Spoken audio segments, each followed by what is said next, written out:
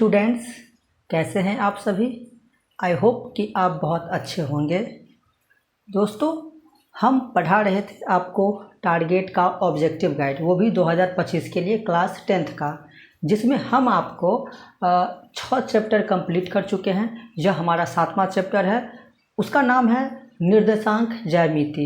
अगर मैं इंग्लिश में कहूँ तो कोऑर्डिनेट ज्योमेट्री, जिसमें हम पिछले वीडियो में 45 नंबर तक क्वेश्चन को हम कंप्लीट कर दिए थे।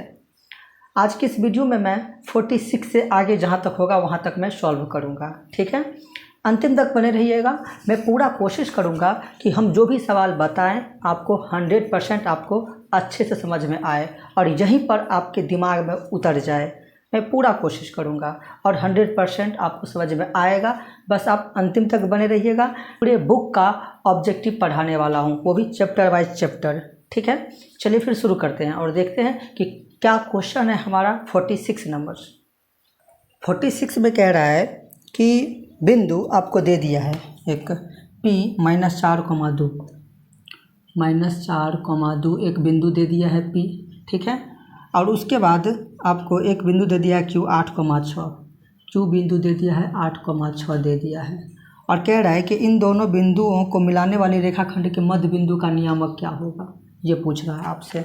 आपके पास दो बिंदुओं के निर्देशांक है, उसको मिलाने वाली कोई बिंदु है यहाँ पर, जहाँ पर ये दोनों बिंदु मिल रहा है, जिसका नाम हम A रख देते हैं।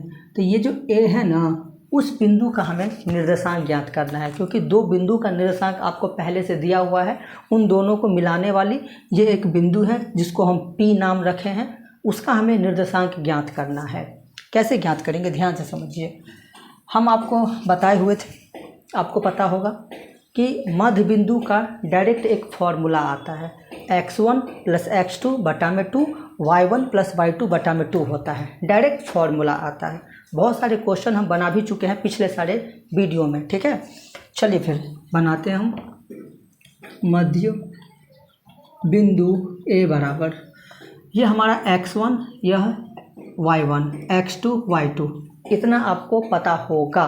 ठीक है, चलिए फॉर्मूला है x1 + x2 बटा में 2, y1 + में y2 बटा में 2। 8 में से 4 को घटा देंगे तो 4 बटा में 2, 6 2 8 बटा में 2। इसको काटेंगे यहाँ से तो 2 बार में कट जाएगा और यह 4 बार में कट जाएगा। तो A क्या था हमारा, मध्य बिंदु था, तो मध्य बिंदु का निर्देशांक निकल गया। कितना आसान था, बहुत सारे क्वेश्चन किए भी हैं इस पर। चलिए 45 नंबर क्वेश्चन में कह रहा है कि बिंदु एक दे दिया है आपको। बिंदु कौन सा बिंदु है, तो 2√3 और उसके बाद माइनस में √2 है। और कह रहा है कि किस पाद में स्थित है, ये आपसे पूछ रहा है। क्या पूछ रहा है कि किस पाद में स्थित है। अगर आपसे एक बिंदु का निर्देशांक दे दे और पूछे आपको कि किस चतुर्थांश में है या फिर किस पाद में है, मतलब एक ही होता है। ठीक है, हमें पता है, बताए हुए थे पिछले वीडियो में आपको कि प्लस और प्लस किस में आता है, तो प्रथम पाद में आता है। ठीक, प्रथम पाद में आता है। उसके बाद माइनस और प्लस किस में आता है, तो सर द्वितीय पाद में आता है। किस में, द्वितीय पाद में आता है। और माइनस और माइनस किस में आता है, तो सर तृतीय पाद में आता है। ठीक है, और फिर माइनस और प्लस और माइनस वो किस में आता है, तो चतुर्थ पाद में आता है।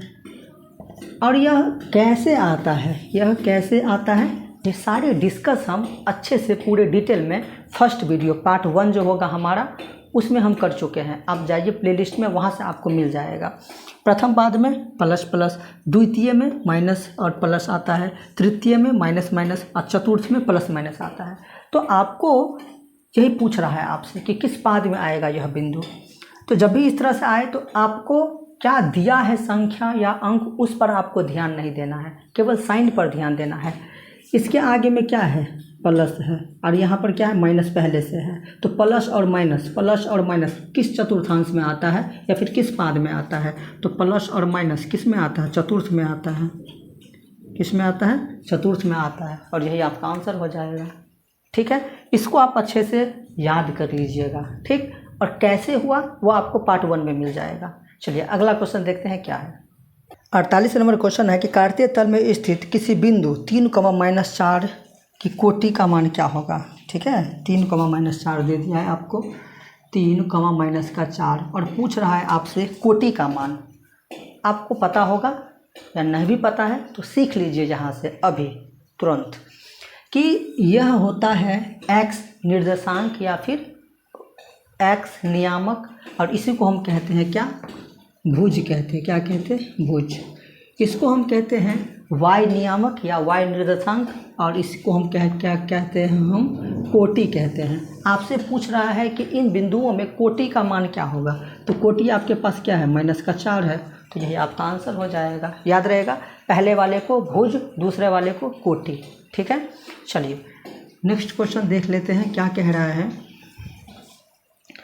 अगला क्वेश्चन है कि किसी त्रिभुज ABC में कोई त्रिभुज है हमारे पास जिसका शीर्ष आपको दे दिया गया है A 2,3, यह A है, 2,3 दे दिया है। B का वैल्यू आपको दे दिया है 1, -3, B का वैल्यू 1, दे दिया है, और C का मान दे दिया है आपको 3,0 दे दिया है C का मान।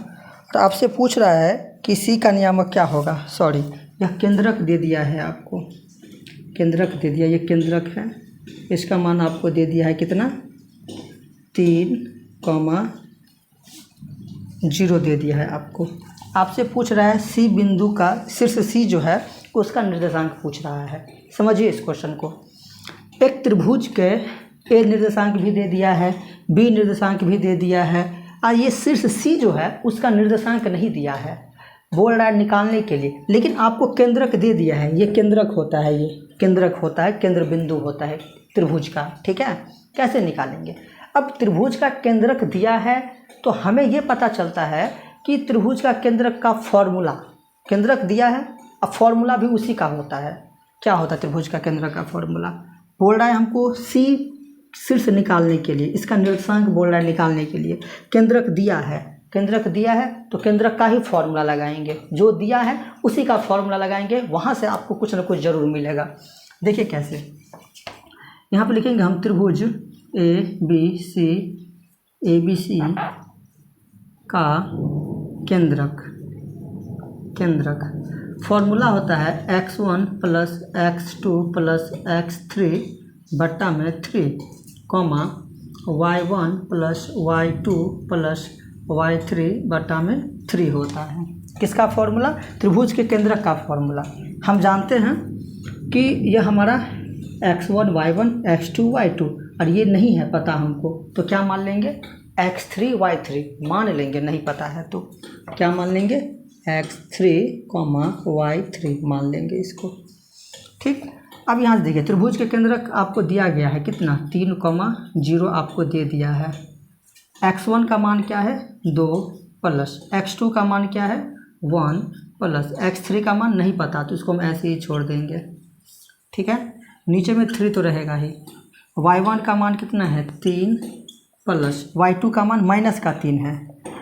देखिए ये प्लस है, y2 क्या है, प्लस में है, अब y2 का मान क्या है, माइनस में है, तो दोनों मिलकर माइनस बन जाएगा, ये 3 हो जाएगा, प्लस में y3 आपको नहीं पता है तो y3 ही रह जाएगा, और यहाँ पर हो जाएगा 3।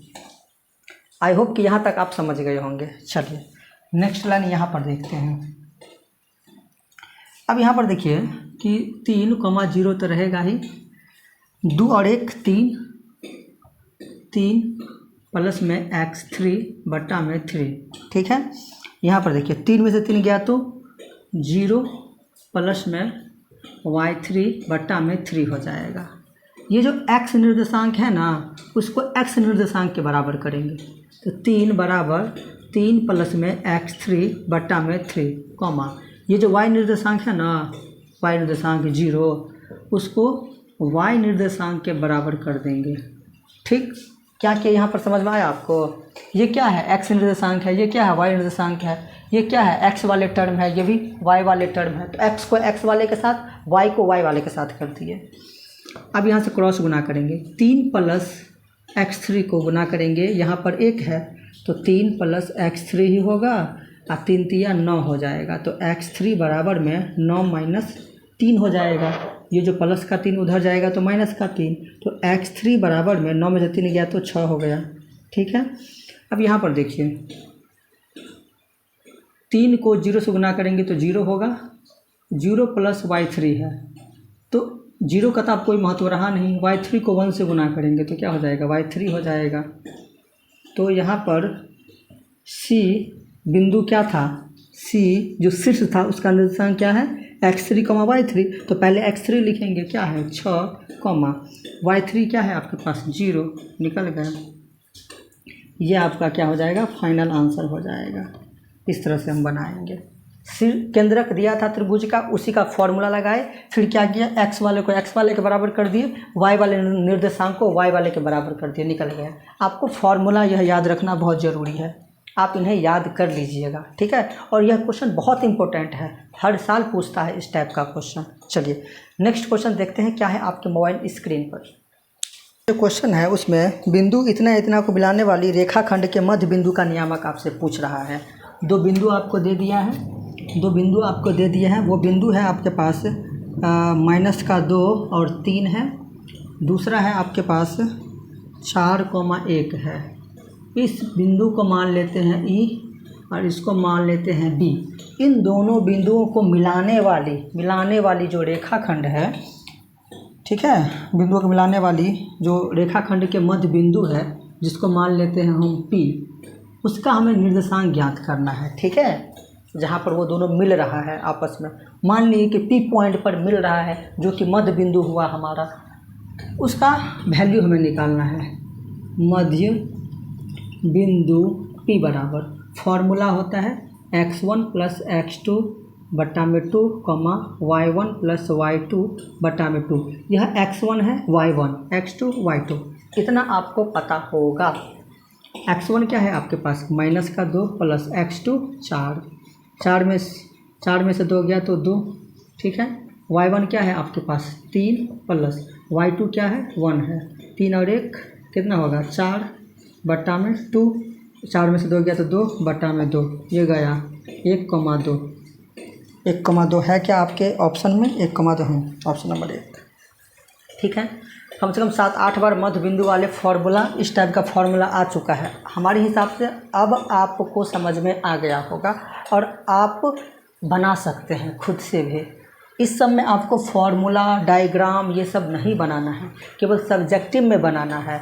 हम आपको बेहतर से समझा पाएँ इसलिए हम थोड़ा डिटेल में जाते हैं, फार्मूला भी लिखते हैं, डायग्राम भी बनाते हैं, क्वेश्चन में क्या कह रहा है वो लिख करके आपको बताते हैं। ठीक है, लेकिन आपको ऑब्जेक्टिव में ऐसा नहीं करना है।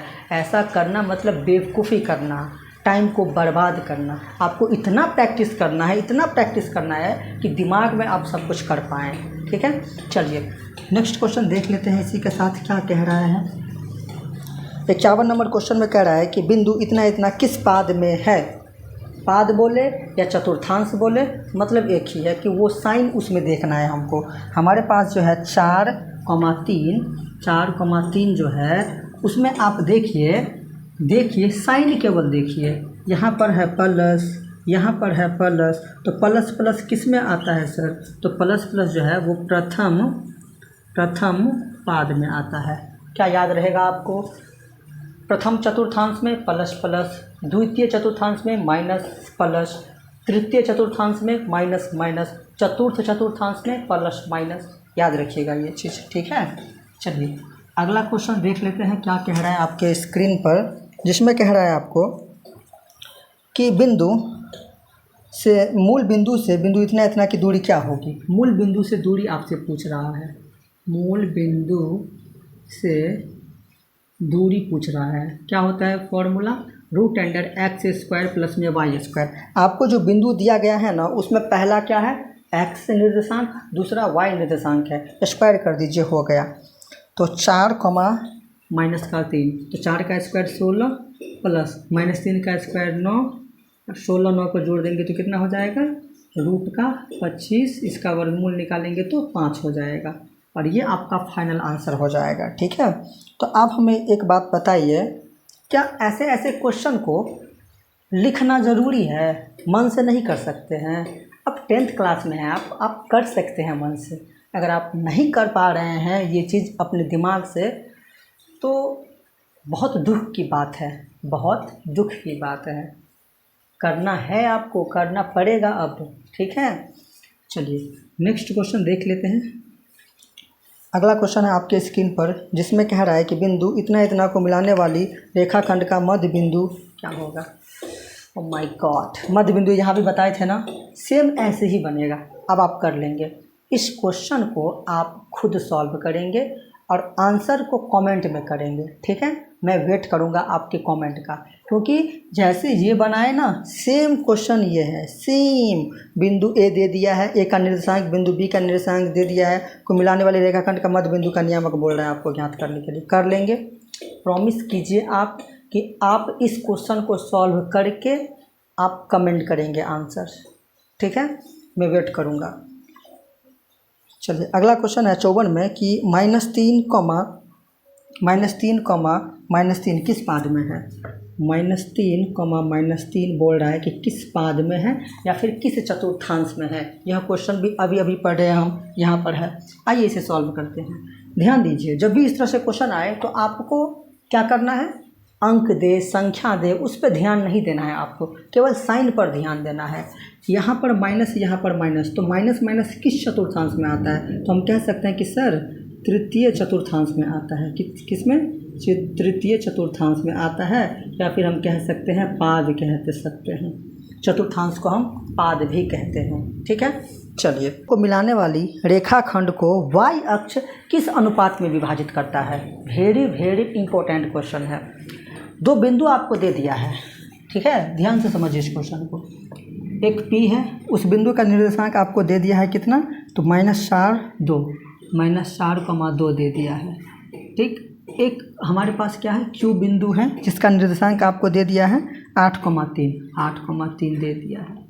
कह रहा है कि इन दोनों बिंदु को मिलाने वाली जो हमारे पास y अक्ष है, यहाँ पर मान लेते हैं कि एक बिंदु P है जिस पर क्या है, सॉरी P तो है ही, यहाँ पर A मान लेते हैं, A है जिस पर क्या है हमारा एक y अक्ष है। तो अब y अक्ष जो होता है, y अक्ष का बिंदु या y अक्ष पर निर्देशांक कैसा होता है, तो y अक्ष पर निर्देशांक जो होता है ना, वो 0,y का होता है। कैसा होता है, 0,y का, क्योंकि अक्ष हमारे पास दो है, x और y।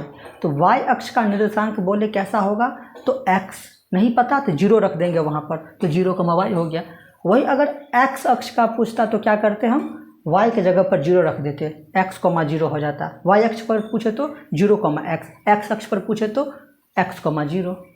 जो नहीं है ना उसके जगह पर 0 रख दीजिए, बात ख़त्म, एक लाइन में। तो वही कह रहा है कि इन दोनों बिंदु को मिलाने वाली जो रेखाखंड है वो y अक्ष जो है, ये y अक्ष का बिंदु हो गया, y अक्ष का निर्देशांक हो गया, वो किस अनुपात में विभाजित करती है ये पूछ रहा है। मान लेंगे हम कि के अनुपात 1 के अनुपात में क्या करती है, विभाजित करती है। हम मान लेंगे ऐसा। कौन, y अक्ष इन दोनों बिंदु को y अक्ष के अनुपात 1 के अनुपात में विभाजित करती है, मान लेंगे। तो विभाजित करती है मतलब विभाजन सूत्र लगेगा, सिंपल सी बात है, हमें पता है विभाजन सूत्र क्या होता है।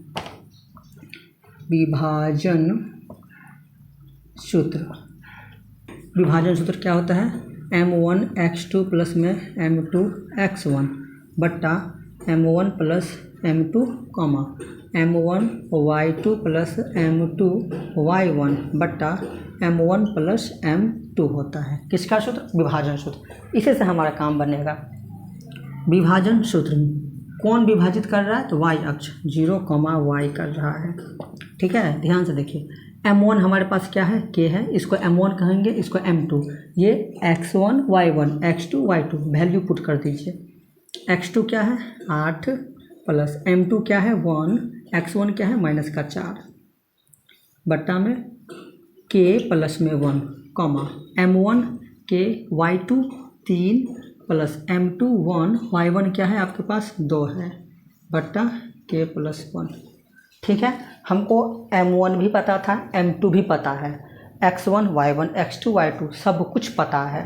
तो हम क्या किए, इस फॉर्मूला में क्या किए, फिट कर दिए। अब सॉल्व करेंगे, ध्यान से देखिए यहाँ पर 0, y तो रहेगा ही, इसको हम कुछ नहीं करेंगे, ठीक है। 8 को k से गुना करेंगे 8k, प्लस माइनस माइनस 4 को 1 से गुना करेंगे 4, और यहाँ पर k प्लस 1 हो जाएगा।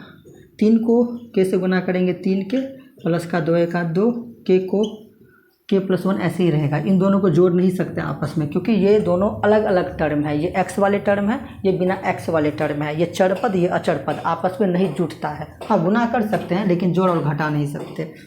अब ध्यान से आप देखिए, यहाँ पर हम क्या करेंगे कि ये जो x निर्देशांक है, x निर्देशांक के बराबर, ये जो y है y निर्देशांक के बराबर कर देंगे।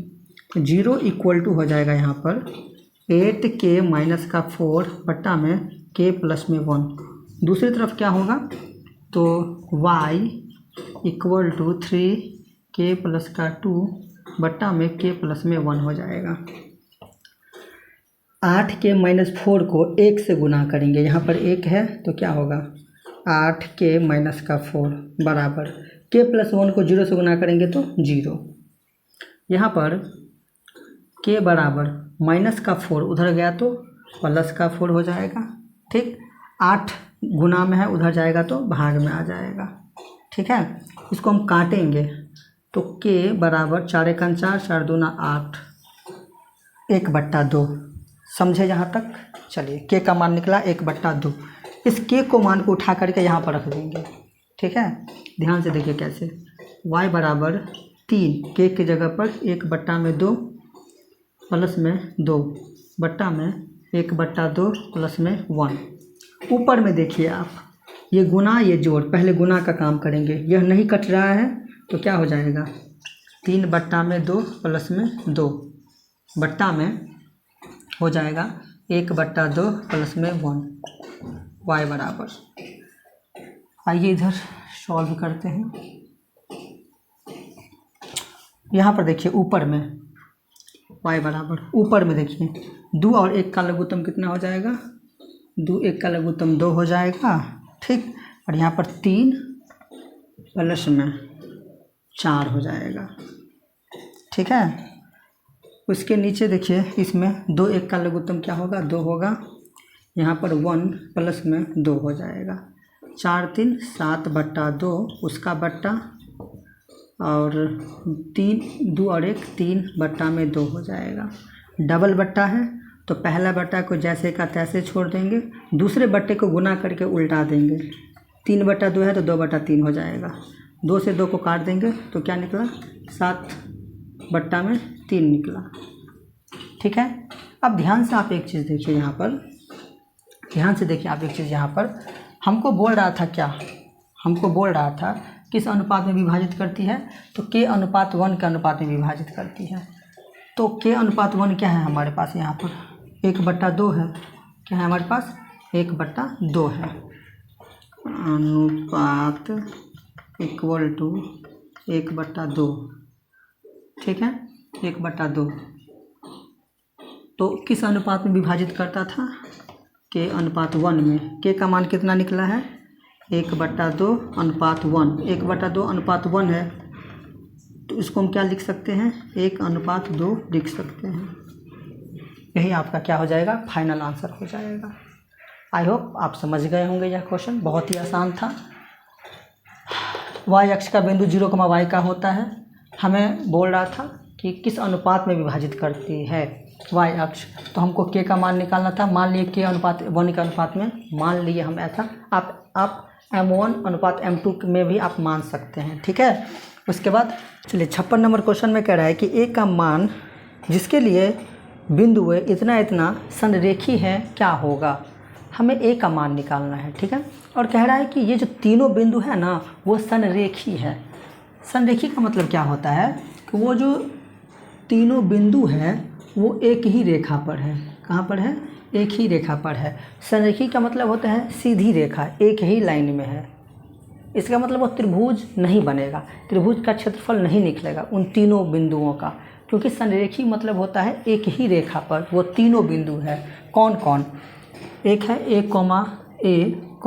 2a, इसको कैपिटल A मान लेते हैं जिसका वैल्यू दिया है a, 2a दिया है। इसको कैपिटल B, इसको C नाम रख देते हैं, ठीक है। उसके बाद है 3, 1, सी का निर्देशांक है -2,6 -2,6 ये कह रहा है संरेखी है। तो बोल रहा है क्या होगा, फिर ध्यान से समझिए इस चीज़ को आप कि अगर वह संरेखी है मतलब एक ही रेखा पर है, त्रिभुज नहीं बनेगा। क्या होता है संरेखी का फॉर्मूला? संरेखी होने का फॉर्मूला होता है, चूँकि ए बी सी संरेखी है इसीलिए त्रिभुज ए बी सी का जो क्षेत्रफल है जो है वो बराबर 0 के हो जाएगा। कैसे? ध्यान से देखिए, x1 y2 minus y3 plus में x2 y3 minus y1 plus में x3 y1 minus y2 equal to 0।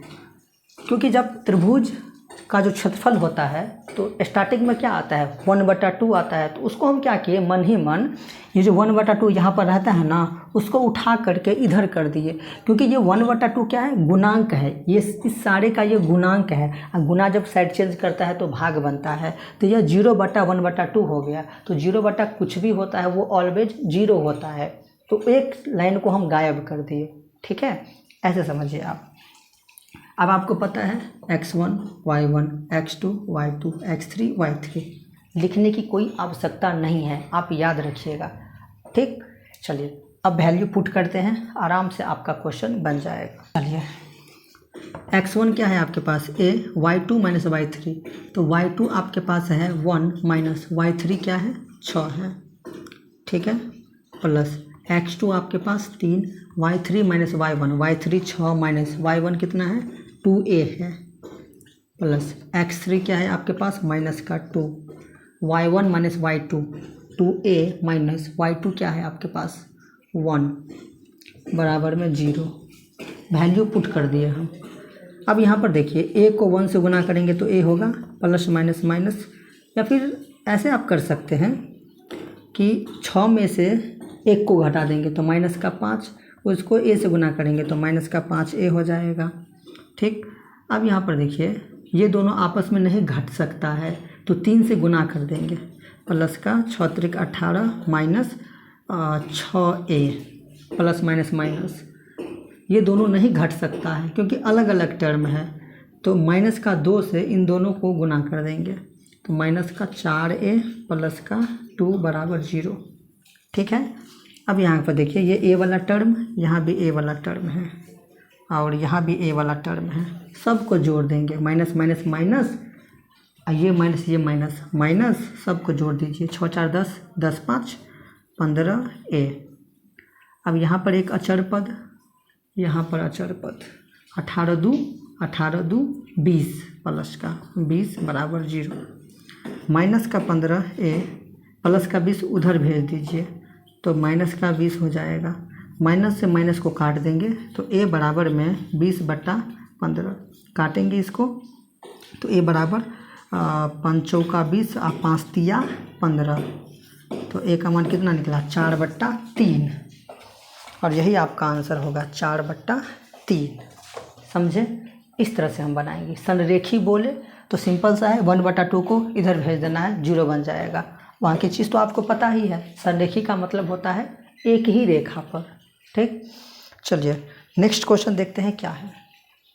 अगला क्वेश्चन है कि बिंदु इतना इतना के मूल बोल रहा है कि दूरी ज्ञात करने के लिए 2 बिंदु दे दिया है आपको 4, -1 और 2,3 इन दोनों बिंदुओं के बीच की दूरी बोल रहा है आपको ज्ञात करने के लिए। ठीक है, तो दूरी का फॉर्मूला होता है √x2 - x1 का whole square plus y2 - y1 का होल स्क्वायर। क्योंकि y2 का जो मान है ये माइनस में, अब फॉर्मूला में भी होता है माइनस, तो मिलके प्लस बन गया, डायरेक्ट कर दिए। 4 में से 2 गया तो माइनस का 2, उसका स्क्वायर 4, 3 और 1 4, 4 का स्क्वायर 3 और 1 4, 4 का स्क्वायर कर देंगे तो 16,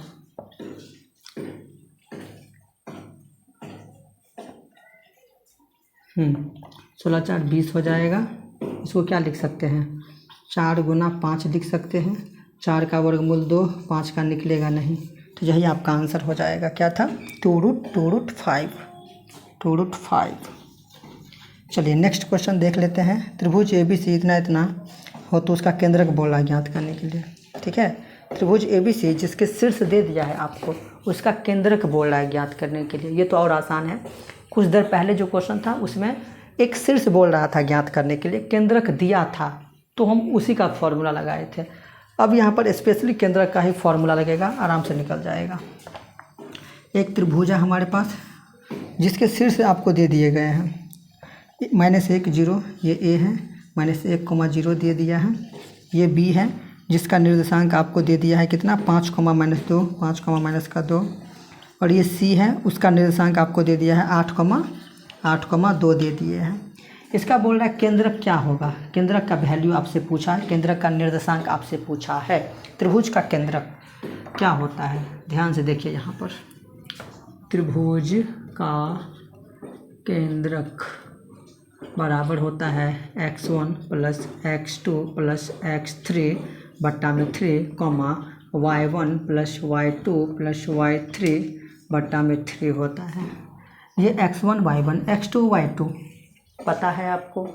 ठीक, वैल्यू पुट कर दीजिए। x1 क्या है -1 प्लस x2 क्या है 5 है, x3 क्या है 8 है बट्टा में 3, y1 क्या है 0 प्लस y2 क्या है -2 है। तो प्लस माइनस माइनस डायरेक्ट कर देते हैं माइनस, प्लस y3 क्या है 2 है बट्टा में 3, 8 5 13, 13 में से 1 घटा देंगे तो 12 बट्टा 3, और इधर हो गया 2 में से 2 गया तो 0, 0 बट्टा 3, ये गया 4 बार में ये 0। तो त्रिभुज का केंद्रक कितना निकला 4,0। ये क्या है 4,0 निकल गया त्रिभुज का केंद्रक। ऐसे निकालेंगे। आई होप कि आप समझ गए होंगे और कर लेंगे। अब से आप इस तरह से क्वेश्चन आएगा तो मुझे पूरा उम्मीद है। सिंपल है, तीनों शीर्ष का निर्देशांक दिया रहेगा, पूछेगा केंद्रक, तो बस इस तरह से बना देना है आपको। चलिए नेक्स्ट क्वेश्चन देखते हैं क्या है कि इनमें से कौन सी बिंदु रेखा 3x - 2y बराबर 5 पर नहीं है। ये पूछ रहा है 3x - 2y बराबर 5 पर नहीं है, कौन सी बिंदु, ये पूछ रहा है आपसे। हाँ बिंदु, ये बिंदु है। ठीक है, नहीं कौन सी बिंदु, रेखा, ये रेखा है मान लेते हैं। ये मैं नहीं कह रहा हूँ, क्वेश्चन में है कि यह रेखा जो है किस बिंदु पर नहीं है।